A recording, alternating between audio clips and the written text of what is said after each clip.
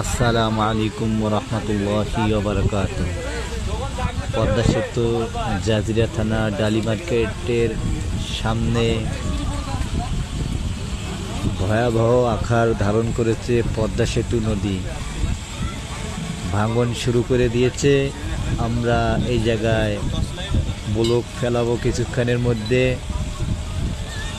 আল্লাহ তাআলা যেন নদী ভাঙ্গন বন্ধ করে দেয়, আর এই দিকের মানুষদেরকে বসত বাড়ি যেগুলো ভাঙতেছে তাদেরকে আল্লাহ তাআলা অন্য জায়গায় ভালোভাবে ঘর বাড়ি তুলে ওঠার তৌফিক দান করুক।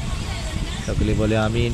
লাইকটা দিবেন আর কমেন্ট করবেন, আর বেশি বেশি করে শেয়ার করে মানুষদেরকে জানান।